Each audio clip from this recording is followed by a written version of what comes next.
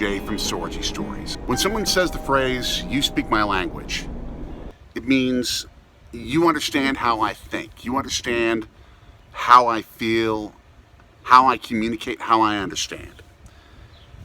It means you get me. You get where I come from. It means you know how to communicate and connect with me in a way that I can empathize with. Sometimes speaking my language means that it comes from being in a place where there's a commonality with a whole lot of people for the same reason. It'd be something like, say, when we go back to Milwaukee, because it was my home for 40 plus years. It was the kid's home for all of his life before we moved here to Philly. It was the home for Carrie for 16 years. So many commonalities because of place. We find commonalities from ethnic background or race, which is completely understandable. I go into an Italian neighborhood, into an Italian deli, I get the food, I hear the language. It's something that I get. Or say you're among 15,000, 40,000, or 70,000 people at a stadium all rooting for the same team. You share that commonality. You speak the language of the fan of the same team that you love. Or you're with people that you were in school with at an alumni event. You get each other because you have that same experience that shaped your life. You speak my language. You get me. But sometimes the capabilities to still speak someone's language happens in a place where you don't expect it, where you think that you've got more differences than similarities. For example, a couple weeks ago, when we were at that art gallery in Philadelphia's Germantown neighborhood and saw the works of a new friend of ours, Anthony Carlos Molden, outstanding artist here in Philadelphia. Well, he's black. He's from a city that I never grew up in. We've only shared the same city for 2 years. But what he says through his artwork is something that I can get, that I can understand. I can't be black. I've never been black. I can't know what that experience is like personally. But there's something within the human experience that allows us to be able to, if we're open to it, find the commonality within what's different. That there's still something that I can get of someone else's experience.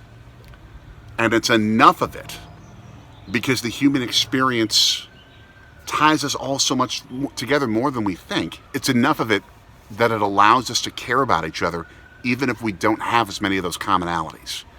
We can still speak each other's language. Years ago, I was part of a retreat of young Marquette University alumni who had all recently graduated from that Jesuit university back home in Milwaukee that was so much my home. We all got together in this small retreat house about 45 minutes north of Milwaukee. Among my group was a group of friends who all worked in the medical professions or in the finance world.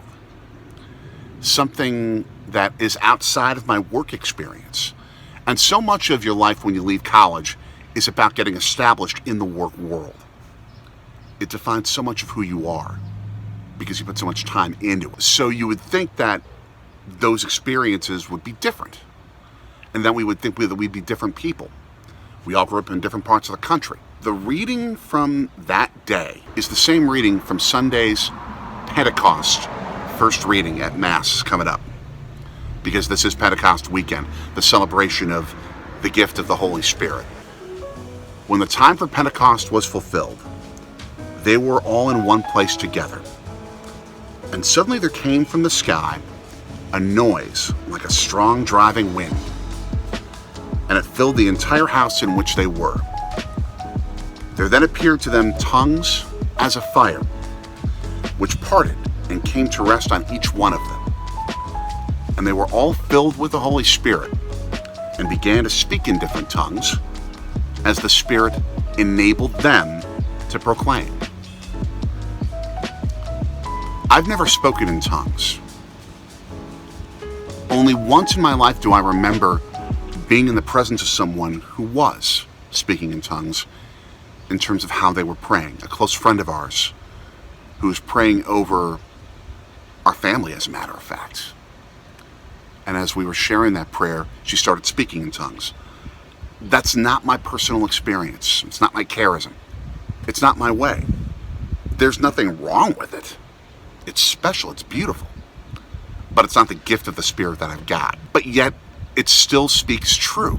And all of us in that retreat house, in that room, understood that in a different way, but we all still got it. Because I can speak as the radio guy, or the mass communicator, the storyteller, and show how God works in my experience and through my actions in the everyday.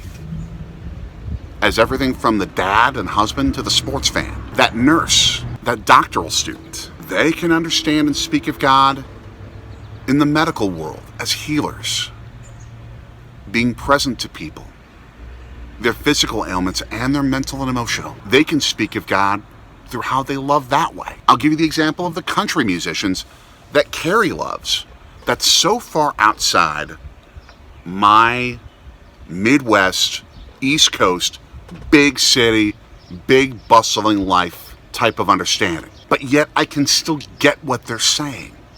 They can speak in a different tongue, a different quote-unquote language than mine, and I can still get it. Carrie loves when those moments happen with me because I can understand her world so much more. That's all how the Holy Spirit works, in different tongues that each of us can relay through our own unique perspective of life.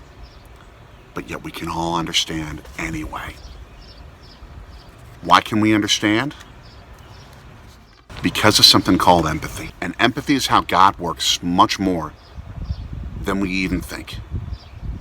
And maybe that we're conscious of. And perhaps that consciousness, that willingness to listen to each other more, that willingness to be present to how God is speaking in each other's lives more, is how we can help heal this world that needs this so much. That Holy Spirit's in every one of us. We just need to be present to it more. To be that light for each other, that love for each other. God is love. Let's be love. Have a great weekend.